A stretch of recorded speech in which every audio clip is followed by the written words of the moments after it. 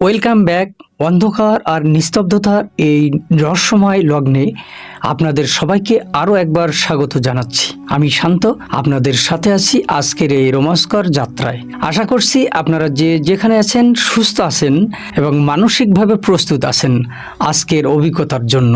সৃষ্টিকর্তার অশেষ কৃপায় এবং আপনাদের ভালোবাসায় আমিও বেশ ভালো আছি।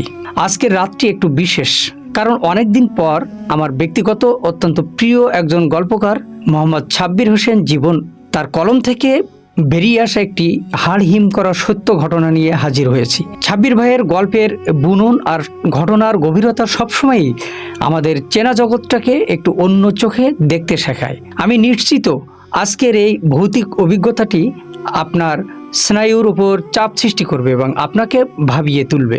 শুরু করার আগে কিছু কথা। গল্পটি শোনার সময় চারপাশের পরিবেশটা যতটা সম্ভব শান্ত রাখার চেষ্টা করুন।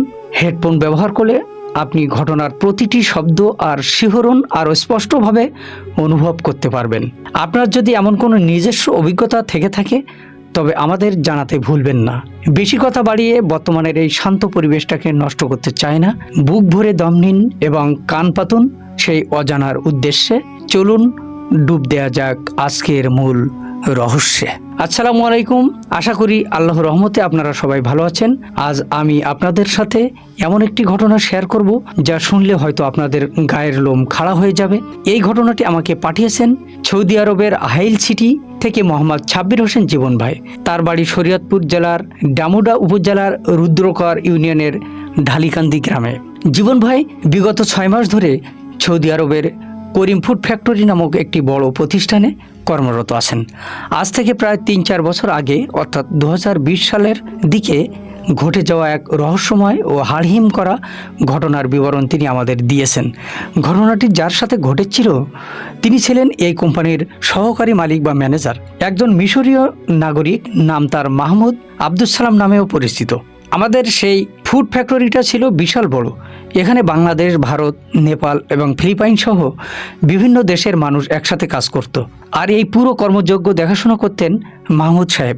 মানুষ হিসেবে তিনি ছিলেন প্রচণ্ড রাগী এবং বদমেজাজি। পরিষ্কার পরিচ্ছন্নতার বিষয়ে তার জেদ ছিল দেখার মতো। ফ্যাক্টরির কোথাও সামান্য অপরিচ্ছন্নতা তার চোখে পড়লে আর রক্ষা নেই। যে ওই জায়গার দায়িত্বে থাকতো তার উপর শুরু হতো প্রচণ্ড চিৎকার চেঁচামেচি। শুধু বকাঝকা করেই তিনি শান্ত হতেন না। অনেক সময় শাস্তি হিসেবে একজনকে এক কাজ থেকে সরিয়ে অন্য কঠিন কাজে লাগিয়ে দিতেন। এমনকি কারো কারো বেতন থেকেও টাকা কেটে রাখতেন তিনি। মালিকের পরেই তার ক্ষমতা ছিল অসীম, তাই সবাই তাকে জমের মতো ভয় পেত। একদিন ফ্যাক্টরির ভিতর কোনো এক সেকশনে তিনি তদারকি করতে যান। সেখানে গিয়ে তিনি যা দেখলেন তাতে তার মেজাজ সপ্তমে চড়ে গেল।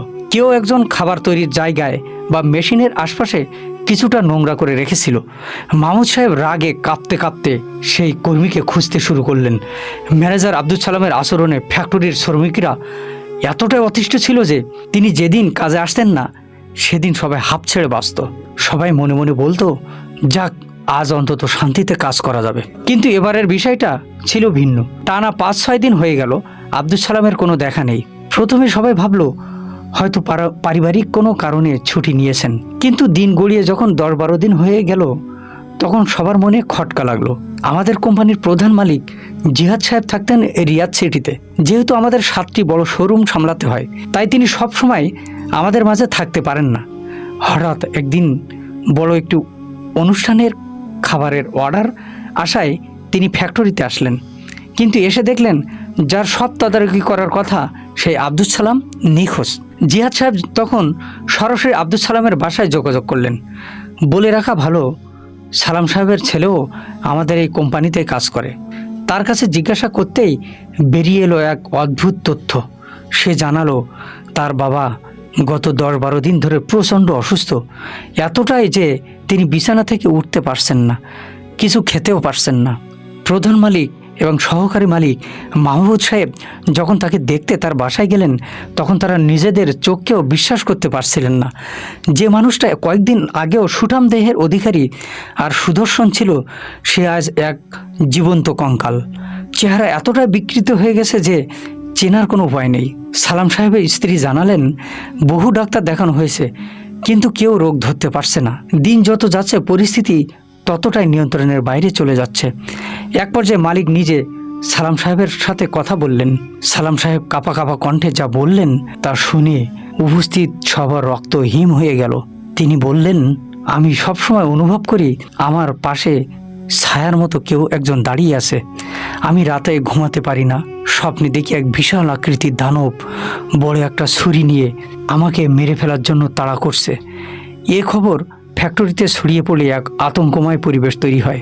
কয়েকদিনের জন্য ফ্যাক্টরি বন্ধও রাখা হয়। মালিকপক্ষ সালাম সাহেবকে সুস্থ করতে অনেক হুজুর কবিরাজ দেখালেন, কিন্তু কোনো লাভ হলো না। এভাবে কেটে গেল দীর্ঘ 2 মাস। সালাম সাহেব তখন মৃত্যুর সাথে পাঞ্জা লড়ছেন।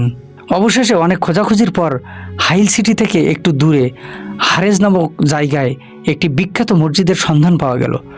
সেখানকার ইমাম সাহেবের বেশ সুনাম আছে এই ধরনের আধ্যাত্মিক সমস্যার সমাধান করার ক্ষেত্রে। সব শোনার পর প্রধান মালিক জিহাদ সাহেবের বাবা, যার সাথে হাইল সিটির ওই বিখ্যাত ইমাম সাহেবের দীর্ঘদিনের পরিচয় ছিল, তাকে সব খুলে বলেন। ইমাম সাহেব ঘটনা শুনেই সরাসরি আব্দুল সালামের বাসায় যাওয়ার সিদ্ধান্ত নেন। কিন্তু অবাক করা বিষয় হলো, বাসায় পা রাখার আগেই ইমাম সাহেব থমকে দাঁড়ালেন। তিনি গম্ভীর কণ্ঠে বললেন, এই বাড়িতে অশুভ কিছু ছায়া আছে। এক ভয়ঙ্কর অপশক্তি এই ঘরকে গ্রাস করে রেখেছে। তিনি নির্দেশ দিলেন সালাম সাহেবকে টানা 3 দিন রোকেয়া, কোরআনিক চিকিৎসা যার নাম রোকেয়া, করতে হবে এবং তাকে একটি আলাদা ঘরে একা রাখতে হবে। সেই সাথে তিনি রাতে জিনের মাধ্যমে জানার চেষ্টা করবেন আসলে কি ঘটেছে। 3 দিন পর ইমাম সাহেব যখন ফিরে আসলেন, তার মুখে ছিল চিন্তার ভাঁজ। তিনি জিহাদ সাহেব এবং তার বাবাকে এক রুদ্ধশ্বাস সত্য জানালেন। ঘটনার সূত্রপাত হয়েছিল আজ থেকে প্রায় 5-6 মাস আগে। আব্দুল সালামের ফ্যাক্টরিতে 2 জন নেপালি কর্মচারী ছিল, যারা সিঙ্গারা, সামোসা এবং চিকেনের আইটেম তৈরি করত। সালাম সাহেব তার স্বভাবসুলভ কড়া মেজাজে একদিন এক নেপালি কর্মীর প্রচণ্ড রেগে যান তার ওপর। তিনি শুধু তাকে গালিগালাজি করেননি, বরং তাকে চাকরি থেকে বের করে দেওয়ার হুমকি দেন এবং সেই মাসের বেতন থেকে মোটা অঙ্কের টাকা কেটে রাখেন। কিন্তু তিনি জানতেন না ওই নেপালি ছিল অত্যন্ত প্রতিহিংসাপরায়ণ এবং সে তুকতাক বা কালো জাদুর মতো খারাপ কাজে লিপ্ত ছিল। অপমানিত এবং ক্ষিপ্ত হয়ে ওই নেপালি কর্মী 2 মাসের ছুটিতে নিজ দেশে ফিরে যায়।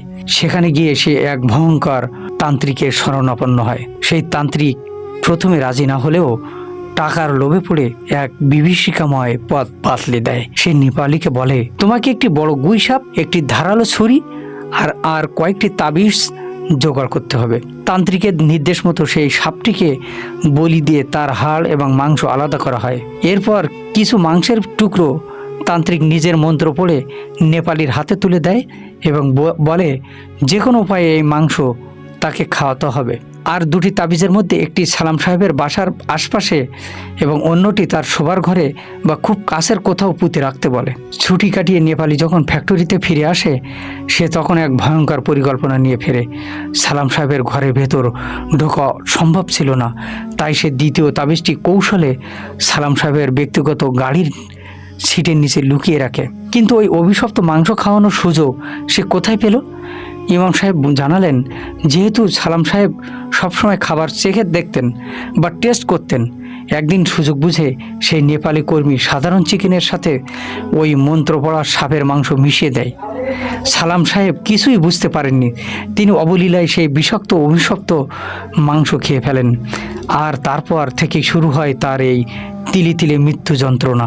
ইমাম সাহেব যখন নিশ্চিত হলেন যে আব্দুল সালামের পেটে ওই অভিশপ্ত মাংস রয়ে গেছে, তিনি দেরি না করে চূড়ান্ত চিকিৎসার প্রস্তুতি নিলেন। তার সাথে সেই ঘরে ছিলেন মেইন মালিকের জিহাদ সাহেবের বাবা। তিনি পরে সেই অভিজ্ঞতার কথা বর্ণনা করতে গিয়ে ভয়ে শিউরে উঠেছিলেন। ইমাম সাহেব তার ব্যাগ থেকে একটি কাচের বাটি বের করলেন। এরপর একটি বোতল বের করলেন যা কালো কাপড় দিয়ে মোড়ানো ছিল। কাপড় সরাতেই দেখা গেল ভেতরে ঘন সবুজ রঙের এক রহস্যময় তরল। তিনি বাটিতে সেই তরল ঢেলে তার সাথে কিছুটা পবিত্র জমজমের পানি মিশিয়ে দিলেন। এরপর সেই মিশ্রণটি আব্দুল সালামকে পান করাতে বললেন। মিশ্রণটি খাওয়ার পরপরই এক বিভৎস দৃশ্য তৈরি হলো। আব্দুল সালামের চেহারা মুহূর্তের মধ্যে নীল বর্ণ ধারণ করলো। চোখের মণিগুলো বড় বড় হয়ে ঠিকরে বেরিয়ে আসতে চাইল। হঠাৎ তিনি প্রচণ্ড জোরে বমি শুরু করতে করলেন। বমির সাথে রক্তের লাল আভার মাঝে দেখা গেল কুচকুচে কালো 3টি মাংসের টুকরো। সেগুলো বের হওয়া মাত্রই সালাম সাহেব যেন দীর্ঘশ্বাস ফেললেন। আমার শরীর থেকে আজ বিশাল এক বোঝা নেমে গেল। কিন্তু ইমাম সাহেব জানালেন, বিপদ এখনো কাটেনি। পেটের মাংস বের হলেও ওই 2টি তাবিজ এখনো সক্রিয়। ওই মাংসের টুকরো তুকতাকের প্রভাবে ধীরে ধীরে শুকিয়ে যাচ্ছিল, যার কারণে সালাম সাহেবের শরীর দিন দিন কঙ্কালসার হয়ে যাচ্ছিল। পুরো বাড়ি তন্ন তন্ন করে খুঁজেও কোনো তাবিজ পাওয়া গেল না, এমনকি গাড়ির সিটের নিচেও কিছু নেই। ইমাম সাহেব তখন তার অনুগত জিনদের সাহায্য চাইলেন, আর তখনই বেরিয়ে এলো এক রোমহর্ষক তথ্য। ওই নেপালি কর্মী কোনোভাবে জেনে গেছে যে হুজুর চিকিৎসা শুরু করেছেন, তাই সে তার সেই তান্ত্রিক কবিরাজকে দিয়ে ওই তাবিজ দুটোর পাহারায় ভয়ঙ্কর কিছু পিশাচ জিন নিয়োগ করেছে। ওই পিশাচেরা তাবিজগুলোকে মানুষের চোখের আড়ালে লুকিয়ে রেখেছে। ইমাম সাহেব কিছুটা চিন্তিত হয়ে বললেন, কিন্তু তার অনুগত জিনরা তাকে এক বুদ্ধি দিল। তারা বলল, হুজুর, আপনি এই বাসা থেকে বেরিয়ে যান এবং কিছুটা দূরে অবস্থান করুন। আমরা আপনাকে ওই পিশাচদের চোখের আড়ালে রাখব। আপনি এখান থেকে চলে গেলেই ওই পিশাচ জিনগুলো তাবিজের সুরক্ষার জন্য বাড়িতে ঢোকার চেষ্টা করবে, আর ঠিক সেই মুহূর্তেই আমরা তাদের আক্রমণ করে তাবিজগুলো উদ্ধার করব। ইমাম সাহেব তাই করলেন। তিনি বাড়ি থেকে বেরিয়ে কিছুটা দূরে গিয়ে গোপনে অপেক্ষা করতে লাগলেন। শুরু হলো এক অদৃশ্য জগতের লড়াই। একদিকে তান্ত্রিকের পাঠানো পিশাচ বাহিনী, আর অন্যদিকে ইমাম সাহেবের অনুগত জিন। যেই পরিকল্পনা সেই কাজ। ইমাম সাহেব আড়াল হওয়া মাত্রই সেই পিশাচ জিন দুটো সুযোগ বুঝে আব্দুল সালামের ঘরে ঢোকার চেষ্টা করলো, কিন্তু তারা জানতো না সেখানে আগে থেকে ইমাম সাহেবের অনুগত জিনেরা ওত পেতে আসে। মুহূর্তের মধ্যে শুরু হলো অলৌকিক যুদ্ধ।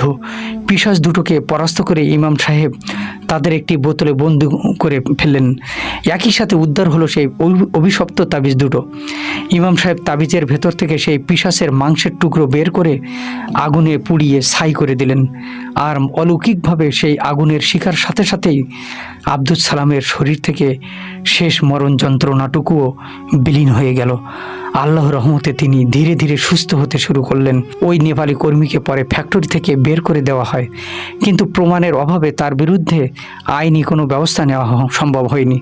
তবে প্রকৃতির বিচার থেকে কি কেউ রেহাই পায়? সাব্বির হোসেন জীবন ভাই, আপনার পাঠানো এই সত্য ঘটনাটি আমাদের চোখে আঙুল দিয়ে দেখিয়ে দেয় যে মানুষের